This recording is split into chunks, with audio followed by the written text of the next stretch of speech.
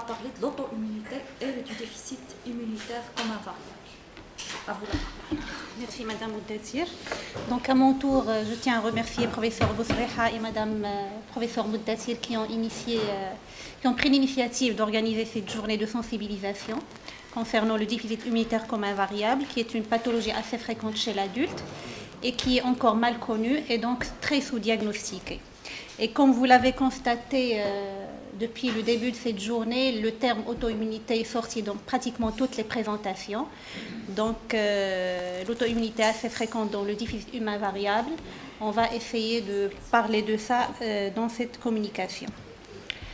Alors, je vais me répéter un petit peu parce que tout ça a été dit. Donc, le déficit immunitaire primitif est un large éventail de maladies héréditaires du système immunitaire qui n'est pas expliqué par une cause infectieuse, néoplasique ou iatrogène. Il est caractérisé par des anomalies qualitatives et ou quantitatives du système immunitaire qui touchent aussi bien l'immunité innée que l'immunité adaptative. Sa prévalence et son incidence sont exactes, sont incertaines, mais elle est certainement sous-estimée, comme on l'a répété largement cette journée. C'est une pathologie dont la prévalence et l'incidence est sous-estimée parce que ce sont des pathologies qui sont sous-diagnostiquées en raison d'une expression clinique très variable, comme on l'a déjà vu, en raison d'une exploration qui est réputée jusqu'à ce jour très difficile et peut-être coûteuse. C'est ce qu'on a dans notre esprit. Donc souvent on dit on n'a pas demandé ce bilan par manque de moyens. On raisonne, on justifie notre manque de dépistage de cette pathologie par le manque de moyens, mais surtout parce que c'est une pathologie qui est méconnue et donc on ne fait pas le nécessaire pour la dépister à temps. Donc auparavant, les déficits immunitaires primitifs étaient considérés comme une pathologie qui est propre à l'enfant, mais il faut noter que le déficit immunitaire primitif peut être révélé à l'âge adulte. Et le déficit immunitaire primitif le plus fréquent chez l'adulte, c'est le déficit immunitaire commun variable, qui a été l'objet le principal objectif de cette journée, et qui est dû à une anomalie de l'immunité humorale avec un défaut de production d'immunoglobulines. Alors, qu'en est-il de l'auto-immunité et du déficit immunitaire primitif? Quand on les entend, on a l'impression que ce sont deux extrémités qui sont opposées dans le spectre de la réponse immunitaire, mais en réalité, ce sont deux situations immunologiques qui sont très liées, puisque l'auto-immunité fait partie intégrale de la dysrégulation du système immunitaire chez les patients atteints de déficit immunitaire commun variable. Elle est souvent la première manifestation clinique de cette maladie. Et donc, ceci cause un retard diagnostique du déficit immunitaire commun variable, puisque ces malades restent longtemps traités pour la simple maladie auto-immune sans dépister le déficit immunitaire commun variable. La pathogénèse de cette association est mal connue, mais elle est certainement multifactorielle. Alors, le déficit immunitaire commun variable, ça a été déjà dit, donc c'est le plus fréquent des déficits immunitaires primitifs symptomatiques de l'adulte, caractérisé par un déficit de l'immunité humorale avec un défaut de production des globulines et un défaut de production d'anticorps. Sa prévalence est variable selon les pays, allant de 1 sur 50 000 cas aux USA à 1 sur 20 000 cas en France. Au Maroc, il n'y a pas un vrai registre, mais en tous les cas, pour les adultes, on aura une trentaine de cas de déficit immunitaire commun variable adulte suivis maintenant dans notre service, où la majorité, c'était des enfants qui sont devenus adultes, qui sont maintenant suivis chez nous. On a 3 à 4 cas, si mes souvenirs sont bons, qui ont été diagnostiqués à l'âge adulte chez nous au service. Et ce sont des malades qui ont été traités pendant très longtemps. Donc l'une a été traitée pendant très longtemps pour une sarcoïdose systémique, comme ça a été bien rapporté dans la présentation de professeur Zerba. Et l'autre cas qui a été traité comme une maladie de Waldenstrom. Donc les deux cas cliniques vont être présentés tout à l'heure. Il touche aussi bien l'homme et la femme, survient aux alentours de la 2e, 3e à la 4e décade, caractérisé par une diminution significative du taux des immunoglobulines IgG, IgA et ou l'IgM, avec une absence de production d'anticorps. Bien sûr, le diagnostic ne peut être porté qu'après avoir exclu les autres causes d'hypogammaglobulinémie qui sont résumées dans cette plaque, qui peuvent être primitives ou secondaires. La présentation clinique du déficit immunitaire comme invariable est très hétérogène. Donc, elle est caractérisée, bien entendu, par les infections à répétition. Quand on entend déficit immunitaire primitif, c'est automatiquement les infections à répétition, mais également par une lymphoprolifération, par des maladies granulomateuses et par des maladies auto-immunes qui peuvent être présentes d'une manière associée ou d'une manière isolée chez le même patient et qui peuvent être les manifestations révélatrices de cette maladie puisque l'infection n'est pas toujours au premier plan et ceci va causer un retard diagnostique et donc une prise en charge mal adaptée de ces malades. Alors, les maladies auto-immunes au cours du déficit immunitaire comme invariable ou auto-immunité au cours du déficit immunitaire comme invariable. Donc, les maladies auto-immunes sont connues au cours de cette pathologie. Leur prévalence est estimée à 30%. Elles peuvent être au premier plan sans histoire d'infection à répétition. Elles sont dominées par les cytopénies auto-immunes qui peuvent être observées dans près de 1/4 à 1/3 des malades. D'autres maladies auto-immunes peuvent être observées, notamment les maladies auto-immunes spécifiques ou non spécifiques d'organes.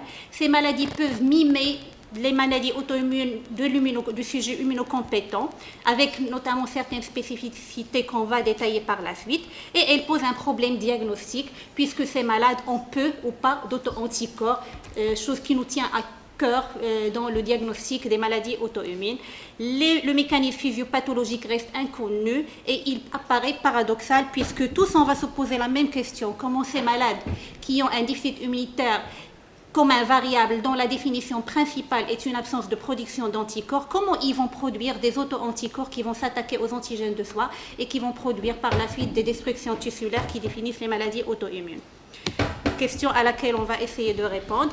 Donc, pour les déficits immunitaires comme invariables, la physiopathologie a été clairement présentée par Madame Mouddatir. Donc, l'étiologie est inconnue, les mécanismes physiopathologiques sont inconnus, mais plusieurs progrès, plusieurs études se sont intéressées à cette pathologie durant ces dernières décennies et ont pu identifier quelques mécanismes pathogéniques, notamment au niveau génétique, puisque plusieurs gènes ont été identifiés comme prédisposant à cette maladie, notamment le TAFI, le ICOS et le CD19.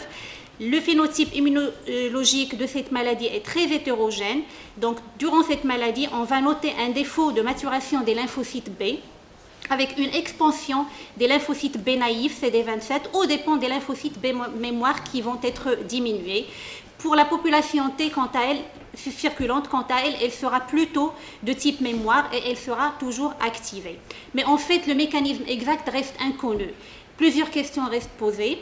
On se pose la question, s'agit-il d'un défaut des cellules B ou d'un défaut des cellules T, ou s'agit-il d'une anomalie de coopération entre ces deux cellules, ou y a-t-il d'autres acteurs cellulaires qui vont agir ensemble pour entraîner ce défaut de production d'immunoglobulines et donc pour entraîner ce déficit immunitaire comme invariable. Ce schéma résume un petit peu le développement des lymphocytes depuis la moelle osseuse jusqu'à la périphérie, avec les différentes étapes de maturation des lymphocytes, et on voit que le déficit immunitaire comme invariable va se situer, le blocage va se situer au niveau de la maturation du lymphocyte B. Le lymphocyte B immature ne pourra pas se transformer en lymphocyte B mature, qui lui sera capable de produire des immunoglobulines, donc on aura un défaut de production des immunoglobulines, mais également le blocage se situera au niveau de la coopération entre le lymphocyte T et on aura ce défaut de production d'immunoglobulines. Pour l'auto-immunité, on le sait tous, c'est une réponse aberrante aux antigènes du foie qui est due à une rupture de tolérance chez des patients prédisposés génétiquement et sous l'influence de plusieurs facteurs environnementaux. Ceci va aboutir, donc après la présentation antigénique par la cellule dendritique ou lymphocyte T, ceci va aboutir à une activation lymphocytaire T qui lui va activer les lymphocytes B avec une production d'auto-anticorps qui peuvent être incriminés directement dans les lésions tissulaires dans les maladies auto-immunes. Alors, quel est le lien entre l'auto-immunité et les déficits immunitaires comme variables? Comme on l'a dit, ça paraît très paradoxal. Un malade qui atteint d'une maladie qui normalement ne produit pas d'anticorps et associé en même temps une autre maladie avec production d'auto-anticorps et lésions tissulaires et maladies auto-immunes. Mais en fait, c'est très lié puisqu'on voit dans ce schéma que le système immunitaire le système immunitaire va nous assurer 3 principales fonctions. Donc la première fonction, c'est la défense contre les infections. La deuxième fonction, c'est l'immunosurveillance antitumorale. Et la troisième fonction, c'est des mécanismes homéostatiques. Donc quand ce système immunitaire sera défaillant, on pourra avoir une défaillance qui va nous prédisposer ou prédisposer notre corps aux infections à répétition. Donc le corps ne pourra pas se protéger correctement contre les infections. Donc on aura des infections chroniques. Et ces infections elles-mêmes, comme on a vu dans la plaque précédente, parmi les facteurs prédisposants favorisant de la maladie auto-immune, il y a le facteur environnemental. Ces infections peuvent faire partie de ce facteur environnemental et donc participer à la possibilité de la présence d'une auto-immunité. Quand on a un défaut des mécanismes homéostatiques, donc on a des lymphocytes autoréactifs, on aura de l'auto-immunité et on aura également de la prolifération lymphocytaire inadaptée qui va favoriser également l'auto-immunité. Comme vous voyez ici, c'est vraiment une boucle et l'un favorise l'autre et on rentre dans un cercle vicieux. Donc, chez un sujet immunocompétent, on a une balance qui est bien équilibrée de ce système immunitaire. C'est un sujet qui est immunodéficient. Plus on a d'immunodéficience, plus on a de maladies malignes, plus on serait prédisposé à développer des maladies auto-immunes. Plusieurs acteurs cellulaires, comme on l'a vu, interviennent dans cette physiopathologie ou dans ce mécanisme d'association déficit immunitaire commun variable et maladie auto-immune. On l'a vu, il y a le lymphocyte B, il y a le lymphocyte T et il y a les lymphocytes T naturels killers. On va voir un petit peu dans les détails. En fait, c'est le lymphocyte B qui a été le plus détaillé dans cette pathologie. Donc, habituellement, on sait que le lymphocyte dans le déficit immunitaire commun variable, le lymphocyte B périphérique est présent en nombre normal, ça a été dit. Parfois, il est diminué ou même presque absent. Et ce qui est sûr, c'est que quel que soit le cas, on a un défaut de maturation et de ces lymphocytes B avec un défaut de production d'immunoglobulines. Les lymphocytes B, pour qu'ils soient matures et pour qu'ils soient capables de produire des immunoglobulines et des anticorps, il a besoin d'un environnement approprié et de certains signaux spécifiques pour qu'ils puissent se différencier de lymphocytes B naïfs en lymphocytes B matures capables de produire des anticorps. Des études se sont intéressées à ce constat in vitro en utilisant plusieurs stimulants, notamment des stimulants infectieux, le staphylocoque, et on a pu constater 2 profils de réponse. Il y a eu un profil qui a été incapable de produire des immunoglobulines. Il y a eu un deuxième profil qui a pu produire une petite quantité d'immunoglobulines, mais surtout des IgM et peu ou pas d'IgG, ce qui nous permet de conclure que malgré le déficit immunitaire commun variable, malgré cette définition classique que ces patients ne peuvent pas produire d'anticorps, il reste quand même quelques lymphocytes B qui sont capables d'une certaine production d'anticorps permettant une autoréactivité potentielle par la suite. Toujours au cours du DICV, on a un problème, on a une altération du changement de classe, comme ça a été dit tout à l'heure dans la présentation de Madame Moutatir. On a un problème de changement de classe entre les lymphocytes B mémoire et les lymphocytes B mémoire switchés, avec une expansion des lymphocytes B CD21, et on a une altération de l'hypermutation somatique. L'hypermutation somatique est un élément majeur dans l'activation dans la diversification du répertoire des lymphocytes B. Donc, on aura un répertoire qui sera restreint des lymphocytes B et tout ceci va conduire à une incapacité à éliminer ou à exclure les clones autoréactifs, donc à prédisposer ces malades atteints de DICV à l'auto-immunité. Il y aura également le BAF qui est une cytokine produite par les cellules myéloïdes qui est indispensable à la maturation et à la prolifération de la cellule lymphocytaire B. Ce BAF a été noté d'une manière excessive chez les malades atteints de déficit immunitaire commun variable associé à de l'auto-immunité, et une expérience chez les souris a montré que le BAF entraîne une hyperplasie de la cellule lymphocytaire B avec une splénomégalie et avec apparition de manifestations auto-immunes. Autres anomalies cellulaires impliquées dans cette auto-immunité au cours des déficits immunitaires communs variables, c'est le lymphocyte T. On a vu que même dans la physiopathologie du déficit immunitaire commun variable, le lymphocyte T est probablement impliqué dans cette pathologie. Donc, il est impliqué également dans la prédisposition à l'auto-immunité, puisque on aura une lymphopénie qui va porter surtout sur les lymphocytes CD4 par rapport à une expansion des lymphocytes CD8 cytotoxiques avec une production défectueuse de cytokines, notamment l'IL2, l'IL4, l'IL10 et l'interféron gamma, et avec une réduction des lymphocytes T régulateurs. On aura également des anomalies au niveau de l'immunité innée, avec une anomalie de maturation et de fonctionnement de la cellule dendritique, et une expansion réduite des molécules co-stimulantes qui sont indispensables pour la stimulation lymphocytaire. On aura également une anomalie de fonctionnement des macrophages et des cellules naturelles killers. Et tout ceci va nuire à l'élimination des clones autoréactifs qui vont rester là dans notre organisme et qui vont prédisposer et favoriser l'auto-immunité. Mais en réalité, le mécanisme, c'est vrai, il y a eu beaucoup d'avancées dans la compréhension de ce mécanisme physiopathologique, mais le mécanisme exact reste inconnu. Donc ce tableau résume un petit peu les différents acteurs incriminés dans la physiopathologie de l'auto-immunité au cours du DICV. Donc comme on l'a dit, essentiellement c'est la cellule B qui est impliquée, avec une altération de l'hypermutation somatique, une réduction des cellules B mémoire switchées et une augmentation du nombre des cellules B21. Il y a également l'implication des cellules T avec une diminution des T régulateurs et une diminution des CD4 par rapport aux CD8 qui sont augmentés. Il y a le rôle de la cellule dendritique et il y a le rôle génétique. On a remarqué que le déficit immunitaire commun variable est plus associé à l'auto-immunité quand il y a une mutation TACI. Et il y a le rôle des cytokines, notamment des cytokines défectueuses et des cytokines excessives, notamment le BAF. Là aussi, c'est la même chose et on voit que c'est la cellule B qui a été le plus étudiée et le plus impliquée dans cette association déficit immunitaire commun variable et auto-immunité. Alors, quelles sont les manifestations auto-immunes associées au déficit immunitaire commun variable?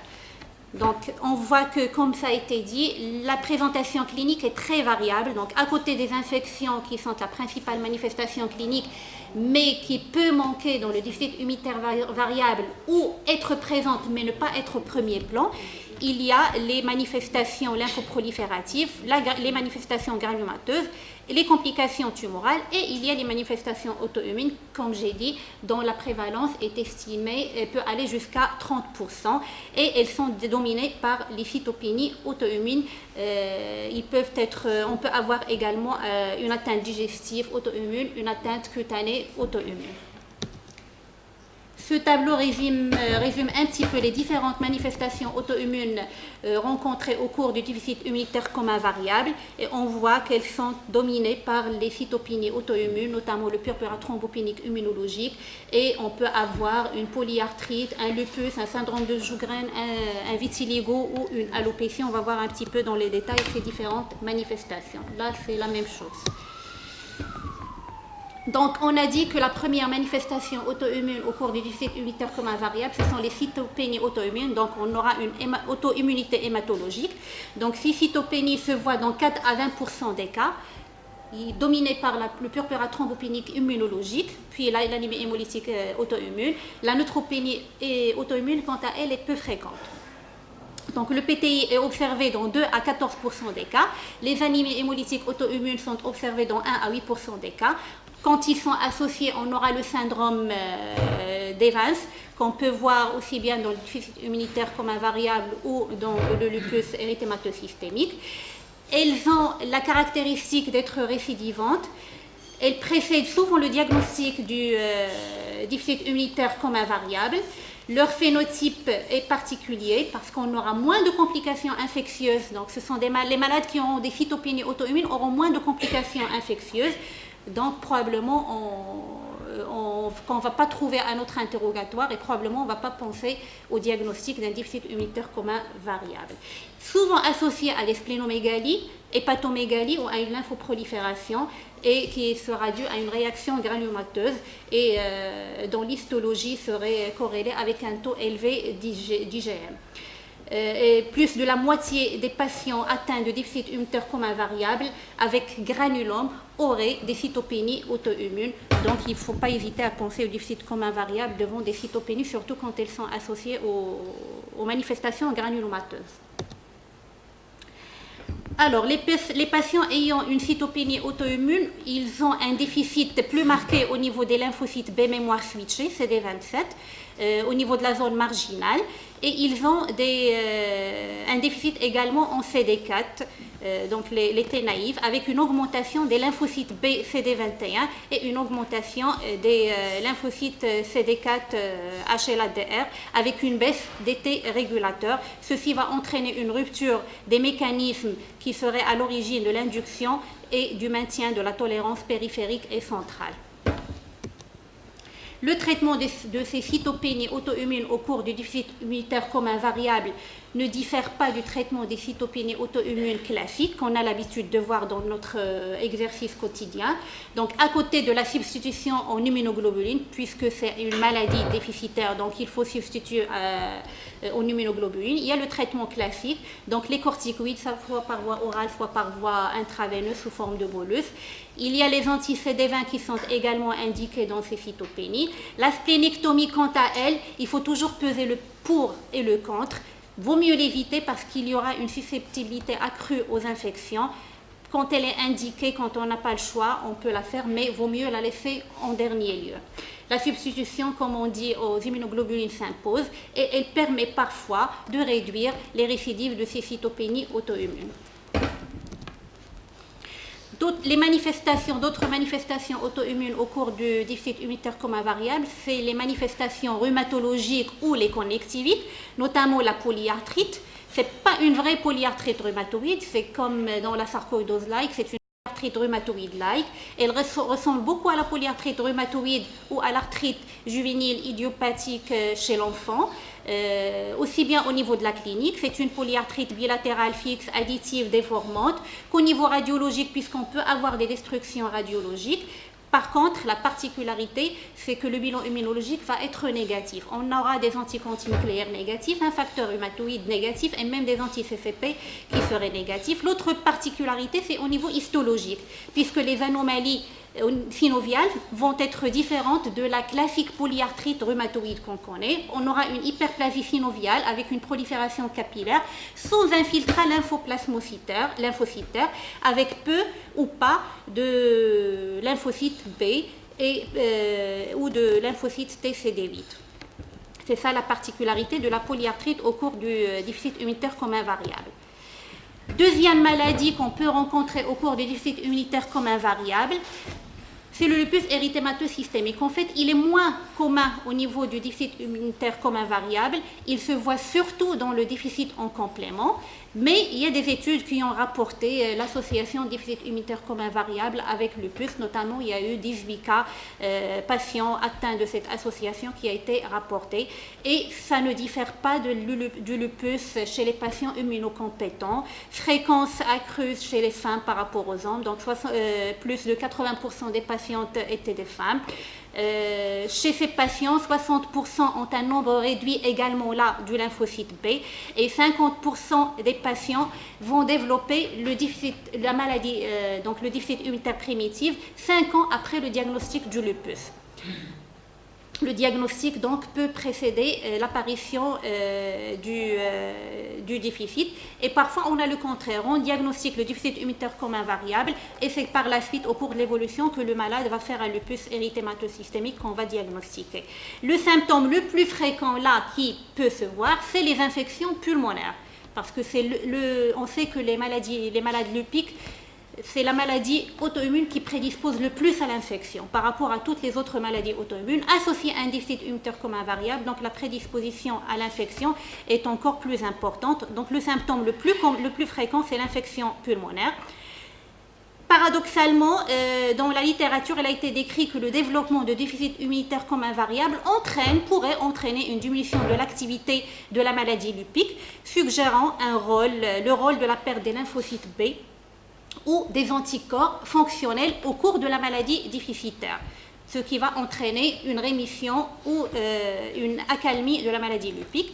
Et contrairement, d'autres études ont décrit au contraire une exacerbation de la maladie lupique au cours de l'apparition du DICV, suggérant là l'implication de plusieurs mécanismes dans les deux processus pathologiques.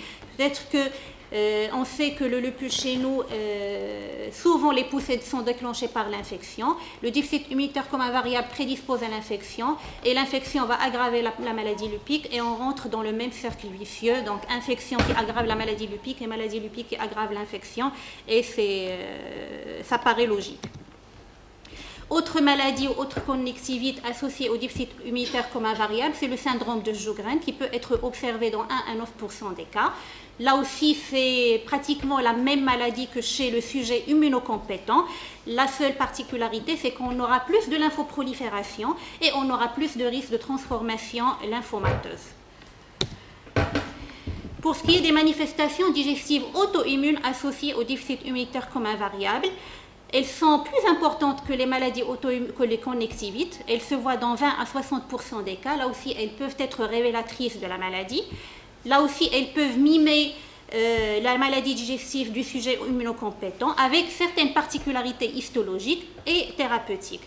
Donc, la première maladie, c'est l'anémie pernicieuse ou maladie de Birmer-like. Ce n'est pas une vraie maladie de Birmer, qui se voit dans 1 à 9% des cas, qui a été rapporté jusqu'à 17% des cas dans certaines publications. Et il peut survenir en l'absence d'anticorps anticellules pariétales lors du développement d'une gastrite atrophique auto-immune avec un risque de cancer gastrique qui est très important, qui peut aller jusqu'à 10 jusqu'à 50 fois plus important chez les sujets porteurs d'un déficit immunitaire commun variable que chez un sujet immunocompétent. La maladie cœliaque-like qui se manifeste là aussi par des diarrhées, des signes de malabsorption, un amaigrissement. Là, au niveau histologique, elle est identique à la maladie cœliaque classique avec une atrophie villositaire, avec une augmentation des lymphocytes intrapariétaux. Par contre, on a une raréfaction des plasmocytes au niveau du chorion. Et là aussi, on a un bilan immunologique qui va être négatif, donc avec une absence des HLA, DQ, non-expression des HLA, DQ et 2 et 8. Là aussi, la particularité de la maladie cœliaque au cours du déficit immunitaire commun variable par rapport au sujet immunocompétent, c'est que le régime sans gluten est inefficace. Même si on le sait, les symptômes vont persister. Par contre, le fait de donner des corticoïdes pourrait être efficace chez ce genre de patients. Autre atteinte digestive auto-immune, c'est l'atteinte colorectale, les Mickey-like, qui se voit dans 6 à 10% des cas. Il faut dire qu'il est difficile de préciser s'il s'agit d'une auto-immunité ou d'une autoréactivité. Là aussi, on a des particularités histologiques qui permettent de faire la part des choses entre maladies inflammatoires de l'intestin chez les sujets compétents, donc maladie classique ou Mickey-like chez le sujet immunodéficient. La particularité histologique, c'est qu'on aura une lymphocytose intrapariétale avec un agrégat lymphoïde, présence de granulomes, tout ça on le voit même chez le sujet immunocompétent. Et la particularité, c'est la raréfaction ou l'absence des plasmocytes au niveau de la lamina propria. Et là aussi, on a un risque de lymphome colorectal qui sera accru. Je pense que Mme Hliwa va parler un peu plus dans les détails de ces manifestations. La maladie hépatique qui peut se voir au cours des déficits immunitaires communs variables, donc elle peut être asymptomatique, révélée par une perturbation du bilan hépatique, cytolyse, cholestase. Il peut s'agir d'une cirrhose biliaire primitive ou d'une hépatite auto-immune qui serait moins fréquente mais beaucoup plus grave. La cirrhose est précoce dans ces cas et la complication par carcinome hépatocellulaire est aussi fréquente. Et là, on avance le rôle des infections virales hépatotropes et le rôle de certains médicaments. La biopsie, donc on aura une inflammation chronique lobulaire qui est légère à modérée avec présence de granulomes et les auto-anticorps seraient utiles au diagnostic. Il faut les considérer même à des taux très faibles. Souvent ils sont absents, des fois ils sont positifs à des taux non significatifs que d'habitude, chez les sujets immunocompétents, on n'en tient pas compte, mais chez les sujets immunodéficients, il faut en tenir compte, même à des taux non significatifs. D'autres Donc les manifestations digestives donc auto-immunes, elles nous posent le problème, comme toutes les autres manifestations auto-immunes d'ailleurs, nous posent le problème de diagnostic, puisque le taux des auto-anticorps, on a dit, les auto-anticorps vont être soit absents, soit à des taux très faibles, donc il faut les considérer même à ces taux très faibles. Et l'histologie qu'on a vu, il y a des finesses histologiques qui permettent de différencier entre la maladie classique et la maladie like qu'on voit chez l'immunodéficient. Donc il faut donner les informations nécessaires à l'anatomopathologie, parce que si on ne met pas dans le banc qu'on suspecte un déficit immunitaire chez ce patient, il se peut qu'il ne cherche pas ces finesses qui pourraient nous aider pour le diagnostic. Le traitement, là aussi, les immunoglobulines s'imposent, c'est un traitement substitutif, et il ne diffère pas beaucoup du traitement chez les immunocompétents, donc corticoïdes, immunosuppresseurs s'il le faut, les traitements biologiques dans les Mic-like, notamment l'infliximab et l'ADA, et on note que dans la maladie cœliaque, le régime sans gluten est inefficace. Pour ce qui est des manifestations cutanées, ça a été détaillé par Dr Ftouaki, je pense qu'elle est partie. Donc, pour les manifestations auto-immunes au niveau cutané, il s'agit du psoriasis, il peut s'agir d'un vitiligo, d'une alopécie, qui sont des manifestations banales qu'on peut voir chez les sujets immunocompétents. Il n'y a pas de particularité. Les traitements, c'est la même chose, substitution en immunoglobuline et traitement spécifique à ces manifestations, en allant des traitements locaux au traitement par voie générale quand il le faut. Maladie pulmonaire auto-immune, je ne vais pas trop en parler parce que ça a été dit dans la présentation de professeur Zarba. Donc essentiellement, c'est l'atteinte granulomateuse, c'est l'infiltration intestinale et les granulomes, et qui identifie donc l'association atteinte interstitielle et granulome qui identifie ce qu'on appelle le GLILT, qui peut être asymptomatique et dans la radio peut être normal, donc l'intérêt d'un dépistage par un scanner ou carrément une IRM, et l'intérêt de l'histologie dans le diagnostic avec une étude immunohistochimique pour différencier avec un problème malin, le risque de malignité qui est accru, donc un pronostic qui est très sévère, et le traitement qui est basé là aussi sur la substitution en immunoglobuline, les corticoïdes, les immunosuppresseurs et même la biothérapie qui a été utilisée avec succès dans certains cas. Donc la prise en charge de ces manifestations auto-immunes au cours du déficit immunitaire comme invariable est très difficile. Ce sont des malades qui associent plusieurs maladies immunodépressives. Donc le déficit, la maladie auto-immune qui elle-même est une maladie immunodéprimante, chez qui on va donner des traitements immunosuppresseurs en plus. Donc il y aura le risque d'infection qui sera très majoré. Il faut toujours bien réfléchir, toujours peser le pour et le contre. Si les corticoïdes, si les immunosuppresseurs sont vraiment indiqués, ne les donner que s'ils sont vraiment indiqués. Et bien sûr, toujours avec la substitution en immunoglobuline. Toujours peser la balance bénéfice-risque. Et j'insiste sur la vaccination quand elle est indiquée. On a dit que ce sont des malades qui vont faire beaucoup d'infections. Ils ont plusieurs facteurs prédisposants aux infections.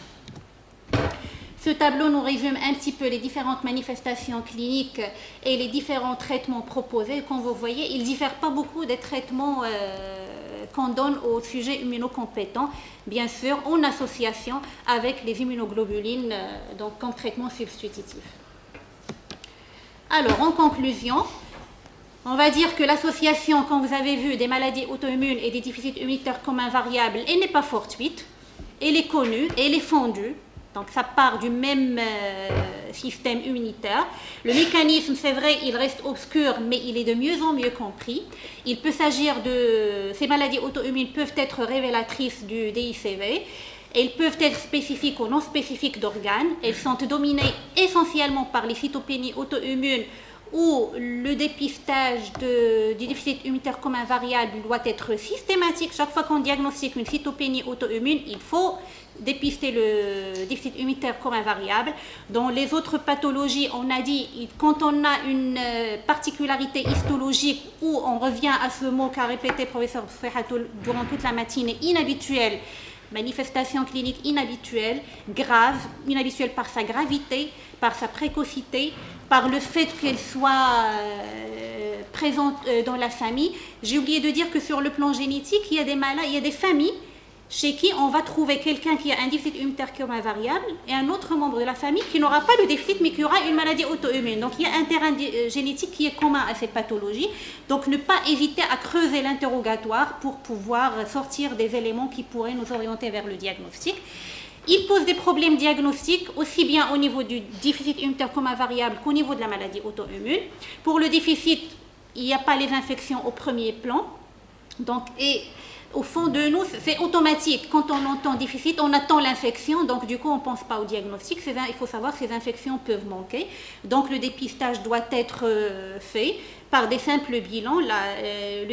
Comme j'ai dit au départ, que ce sont des maladies sous-diagnostiquées parce que l'exploration est réputée être coûteuse, mais ce n'est pas vrai. On peut démarrer par une simple NFS, électrophorèse des protéines, et on peut trouver des diagnostics et sauver des vies comme ça. Le diagnostic de la maladie auto-immune, lui, pourrait être difficile parce qu'on attend toujours de retrouver ces auto-anticorps qui peuvent être absents ou présents à des taux très faibles non significatifs et qu'il faut considérer malgré ce taux qui n'est pas significatif. La prise en charge thérapeutique pose un problème majeur puisque, comme on a dit, on va majorer le risque infectieux chez ces malades, d'autant plus qu'il n'y a pas de protocole standardisé. Donc, c'est ce qu'on espère qu'avec ces réunions, on va pouvoir standardiser et sortir avec des protocoles.